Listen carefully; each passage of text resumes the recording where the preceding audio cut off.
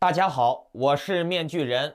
哎呀，今天真的出大事儿了。标题你们也都看到了，中共中央、国务院出台重磅文件，赋予乡镇街道行政执法权。咱们今天先来说说这个事儿啊，然后呢，关于最近火爆的 Axie 和 AXSSLP，面具人得到了一个非常恐怖的消息，由于内容过于惊悚，所以呢，我仅只是在标题上点了一下啊，详细内容呢，在今天节目的后半段公开。那好，节目开始之前呢，新来的观众朋友们，点赞、订阅、打开小铃铛。好，先来说第一件不得了的大事儿啊，就是中共中央宣布了街道办拥有行政执法权的事儿。那么这个事件就标志着中国社会基本上又要回到戒严化、文革化的社会了。为什么呢？仔细听好啊！7月11日，新华社授权发布了中共中央、国务院关于加强基层治理体系和治理能力现代化建设的意见，力争用5年左右的时间，建立起党组织统一领导、政府依法履责、各类组织积极协同、群众广泛参与、自治、法治、德治相结合的基层治理体系，健全常态化管理和应急管理动态衔接的基层治理机制，构建网格化管理。网格化管理啊，哎呀，真的是面具人我呀，哪壶不开提哪壶。面先知昨天才提到过网格化管理，今天你看，党就毫不避讳的大力的落实网格化。什么是网格化呢？你们可以这样理解啊，每个人甚至是每个楼层、家庭单位通讯方式都会被掌控网格给圈起来，所有人都是被锁在独立的保险箱里面，隔绝一切的声音、讯息、光线讯息。哪怕是外面天翻地覆、洪水滔天，你也不可能知道；哪怕只是一墙之隔，有炸弹爆炸，你也是不会知道的。大家依然可以在保险箱里面歌舞升平。所以你看，中国人啊，两耳不闻窗外事。国际社会发生了什么，他们只能看到党给他们展现出来的东西。除此之外呢，什么翻墙呀，接收更多的、更广阔的信息，他们也没有这个权利，也没有这个能力。中国人基本就喜欢躲在一个封闭的圈子里面，互相抱团取暖，对不对？这一点我相信很多台湾人、香港人、大陆人都是深有体会的啊。从大家在各自阵营的群聊里面就能看得出来，中国人很少去跨圈，很少去进行跨界呀，打破自己的社交圈，或者是主动的去接受一些新鲜信息的。大家都是喜欢抱团取暖、自我洗脑，这也不是没有原因的，因为中国人从小就没这个能力。从小你看，中国人就被教育要听话、要服从，听话的人才是好孩子，对不对啊？不听话的都是垃圾，要被淘汰掉的。所以呢，他就没有自主能动性。扯远了，咱们继续听新闻啊。这个新闻指出，要精细化服务、信息化支撑、开放共享的基层管理服务平台，让群众参与。我们回想一下啊，之前的文革是不是就是群众参与？某些红卫兵被赋予权力的群众，他们就有执法权，从而呢对其他的民众进行殴打呀、迫害呀，对不对？那现在呢，这个事儿又被重新提起了。各位，你们日后要过什么样的日子，应该能想象得来吧，对不对？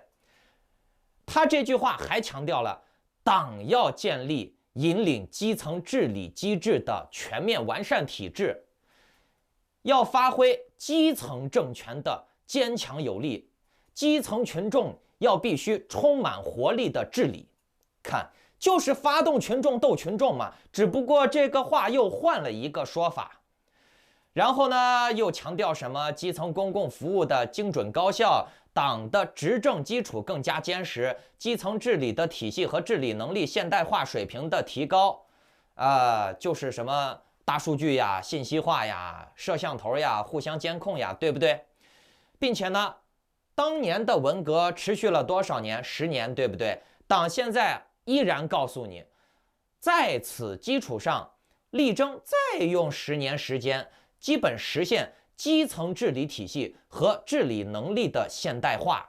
中国特色基层治理制度的优势必须要充分展现。街道拥有行政执法权、刑事执法权。其实这就是文革，党已经给你们说得很明确了。如果你们还是无法理解，还是没有能力预判接下来的中国会发生什么样的事情的话，那我只能送你2个字儿：傻逼。听懂了没？看见了吧，我这个还留着呢。谁敢跟我这儿较劲，我就带上这个，我砸他们家去。我革命无罪，造反有理，知道吗？我这个也最牛了。基层群众、街道办拥有行政执法权，街道人员甚至是一些被赋予权力的老百姓拥有刑事执法权。你们知道这意味着什么不？也就是说，街道办的工作人员，甚至是楼道的工作人员，就拥有警察的职能，是可以运用各种各样的规矩将你刑事执法的，将你刑事拘留的。听懂了吗？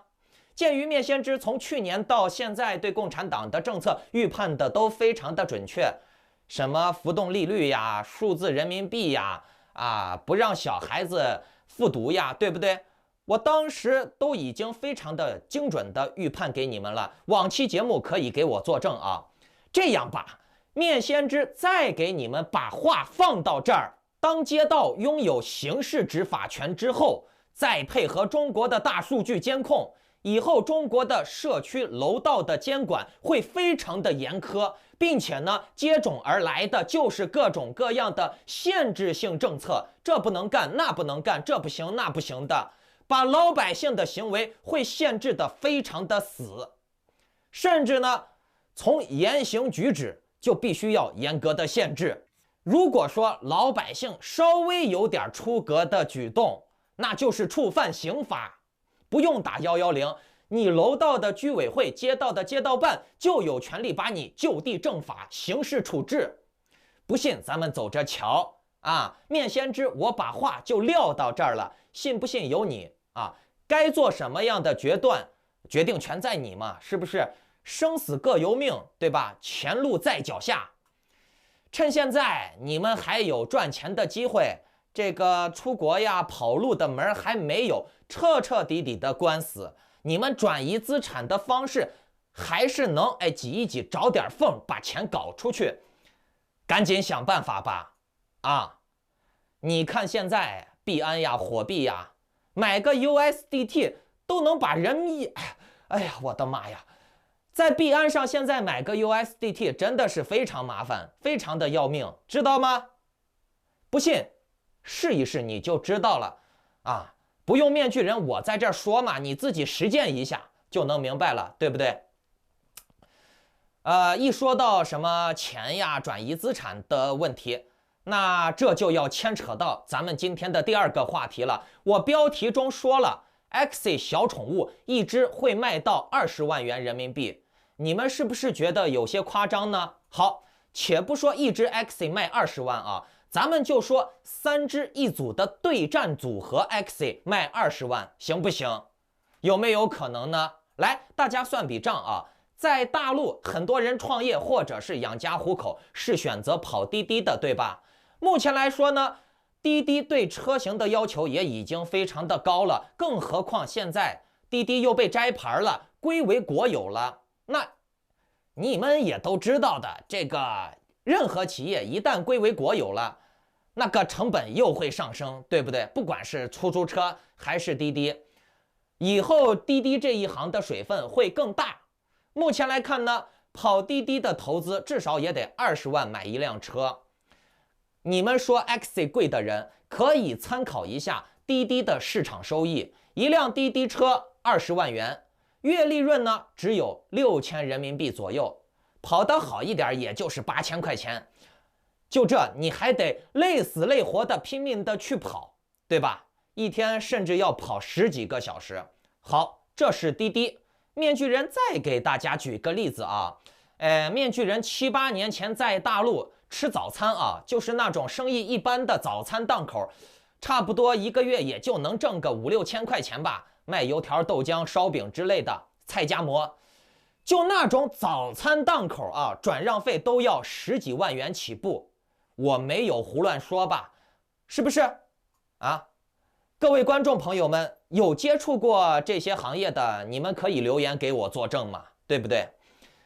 除了这些早餐档口之类的，你看那些什么显卡挖矿，就更别提了，一张显卡能卖个1、2万块钱，可是呢，1个月跑赢电费你也赚不了3、400块钱，对不对？好，这些都是我们传统思维 old school 的思维中的一些赚钱方式，还不一定是稳赚。那咱们再回过头来看一看 Axie， 你们算一笔账啊，3只强的 Axie， 也就是1到2个以太坊之间，目前呢买强的可能需要2个以太坊多了，换算下来也就是2万块钱人民币左右，最多3万块钱。可是呢，你们看啊，Axie 目前的月收入保底是4500个 SLP， 折合美金价值就是1100美金左右，折合人民币就是7000多块钱。然而呢，你只投资了2、3万块钱，而且呢，你每天只需要抽出半个小时玩游戏就能达到这种收益。如此之高的收益，如此简单的就能获取到的收益。来，面具人，我问你们，相比于滴滴呀、早餐店呀，谁的投资回报率更高？其实目前 Axie 是严重溢价不足，现在的投资起点太低了。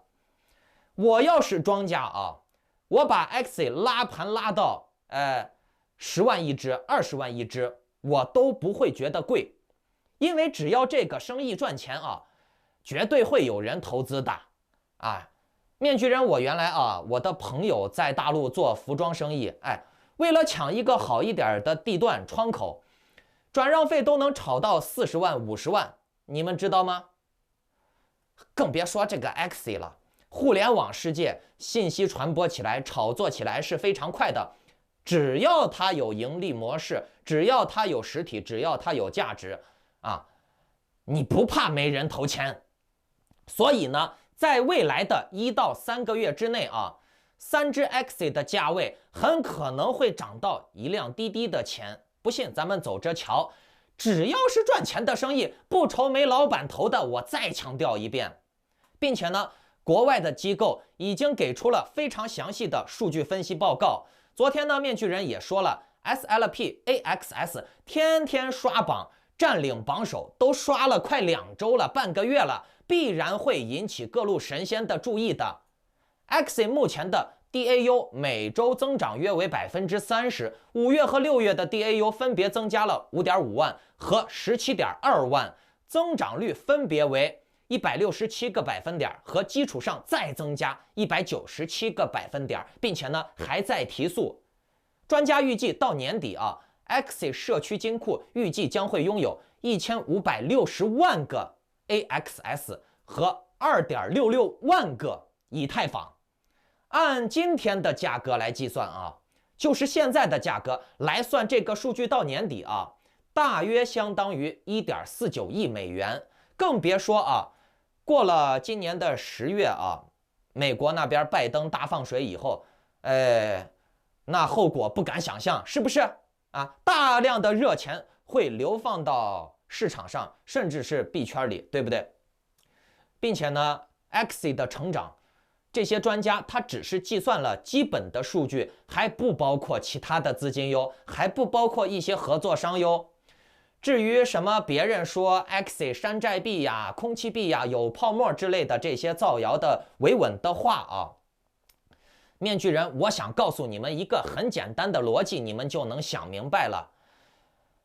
这个 Axie 它的大股东是币安，那币安是属于共产党的，可是呢，共产党推广 Axie， 它只推广给外国人玩，在中文圈里面却雇佣大外宣去维稳，说这个币是山寨币要崩盘。为什么？你们想一个很简单的道理，那就是如果大家都不买滴滴了，不买出租车了，不去工厂干活了，都去玩游戏了，谁来给共产党制造劳动力呢？谁来给共产党制造这些廉价商品呢？对不对？这是一个非常基本的逻辑。好，咱们就单纯的去讲一下 Axie 它是不是空气币啊？一个非常简单的逻辑啊。我问你们啊，空气币是什么？没有任何实体支撑的，对吧？没有价值的，只有炒作空间的币叫做空气币，对不对？那么空气币有没有泡沫？有。其实任何货币都会有泡沫的。我就问你们，狗狗币的涨跌会不会产生泡沫？会吧。可是呢，你们仔细观察，狗狗币除了持有之外呢，就没有任何的实用性和娱乐性了，是不是？没有吧？更别说那些还不如狗狗币的消息币、群聊币了，对不对？他们的泡沫该怎么消呢？他们的实用性在哪里呢？他们的娱乐性又在哪里呢？对不对？全凭两片嘴吹吗？全凭消息吗？啊，有消息了就涨，没消息了就大跌，对吧？啊，今天有利好，明天有利空，空还是多，有啥意义？好，咱们回过头再来看 Axie 可以让大家对战、娱乐、收藏，让大家快乐，这本身就是它的实用性，对不对？人们为娱乐肯花的钱是远大于衣食住行的，听懂了没？而且呀，还有 Axie Land 土地的被动收益，打游戏的被动收益，赚取 SLP 的被动收益，都是它抗衡央行利息的资本，听懂了没？ DeFi 就是未来加密货币的强生存领域，至于那些空气币呀、消息币呀、群聊币，必然会死。好，这是第一个关键点。那至于大家说什么 SLP 有泡沫呀 ，Axie 有泡沫，那面具人我就告诉你们，全球的任何金融领域都会有泡沫，全世界各个国家的货币都会有泡沫。有泡沫不要害怕，我们只需要去看它如何去消泡沫，它有没有消泡沫的能力，对不对？至于大家在 Axie 里面的投资的泡沫，除了涨跌可以消化，那你们可以看一看极品宠物的溢价、收藏、不卖、展览、装逼，大陆充个游戏充几百万、上千万的都有，腾讯游戏的限定皮肤都卖几万块，甚至上几百万，对不对？这些可不可以用来消泡沫啊？我买一个好的 Axie， 我去虐人，我觉得很快乐，我爽了，哎，我就决定不卖它了，至少是短期内不会卖它。或者是要卖了以后，我也会以非常高的价位把它卖出去，这算不算是消泡沫？对不对？不仅如此啊 ，Axie 以后的电竞呀、对战电竞、赛车电竞，电竞之间的开赌博、外围、开杠杆、1穿3、1穿4爆仓，这样可不可以消泡沫？同时呢，等玩家增多了以后，大家都在玩 Axie。那么 Axie 社区的玩家、土地的领主，在自己的空间里面，大家开网店打广告，可不可以消泡沫？收广告费可不可以消泡沫？可不可以？好，这是 Axie 的特色，这就是被大家称为空气币、山寨币的 Axie 能拥有的这么多的功能。我们再反过来看宇宙共识、人类共识的那些消息币呀、群聊币又有什么呢？它除了口号上的人类共识、宇宙共识，除此之外，它还有什么呢？你们应该仔细的、好好的思考一下这个问题了。那就是割与被割的问题。好，点赞、订阅、转发这个节目到3个平台以上，发邮件给我，就有机会获得面具人赠送的爬虫类 Axie 蛋蛋，目前价值约为$600啊，下个月10号开奖。同时呢，想要参加面具人的慈善计划，获取免费的 Axie 战队，立刻开始游玩赚取 SLP 的观众朋友们，也请转发我的节目进行分享，然后呢，截图告诉我，你转发的越勤，你转发的频率越高，越是有可能被面具人的团队观察到。